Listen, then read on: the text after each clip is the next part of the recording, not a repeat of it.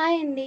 So first of all what is queue? Queue అనేది ఎంతమందికి మీకు తెలుసో కామెంట్ చేయండి. సో క్యూ అనేది అసలు ఈజీ ట్రిక్, అస్సలు గుర్తుపెట్టుకోవాల్సిన అవసరం లేదు. ఈ క్వశ్చన్ అనేది 2 మార్క్స్ రావచ్చు, 5 మార్క్స్ రావచ్చు, 8 మార్క్స్ రావచ్చు, చెప్పలేం ఎగ్జామినర్ ఎలా ఇస్తారో. సో కానీ మీరు చదివే పని లేకుండా జస్ట్ 1 సెకండ్లో మీరు క్యూ అనేది గుర్తుపెట్టుకోవచ్చు.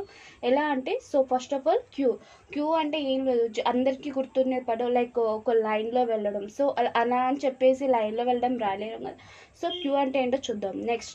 సో క్యూ అనే దాన్ని ఫిఫో అంటారు. జస్ట్ మీరు యొక్క ఫిఫో గుర్తుపెట్టుకుంటే చాలు, ఈజీగా రాయొచ్చు. ఈ యొక్క ఫిఫో వర్డ్తోనే మీరు number of lines, steps form చేసి. సో ఫిఫో అంటే ఏంటంటే first in first out. Okay, so first in first out అంటే ఏంటంటే ఎప్పుడైతే మనం ఫస్ట్ ఎంట్రీ ఇస్తామో దాన్ని ఫస్ట్ అవుట్ అవ్వడం. లేకపోతే మీరు ఇలా అనుకోవచ్చు, like first out first in అని అనుకోవచ్చు, like first in first out అనమాట. సో ఏంటి ఇది ఎక్కడ మీరు ఫాలో అవుతారు అనుకుంటే, క్యూ అనేది ఎక్కడ ఫాలో అవుతారు మోస్ట్లీ ఎక్కువ శాతం బస్ స్టాండ్లో కానీ బ్యాంకింగ్ సిస్టంలో కానీ అనుకోవచ్చు. కానీ ఫర్ ఎగ్జాంపుల్ మీరు బస్ స్టాండ్లో తీసుకుంటే అక్కడ క్యూ ఫాలో అవుతారని చెప్పలేం, కానీ ఇన్ బ్యాంకింగ్ సెక్టర్లో డెఫినెట్లీ ఫాలో అవుతాం.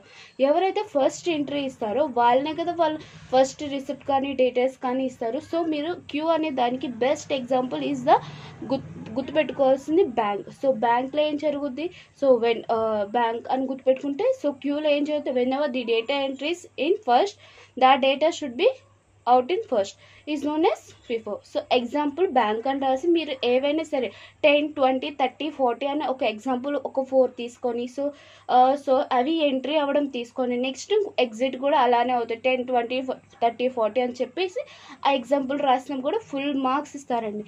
Thank you for watching this video.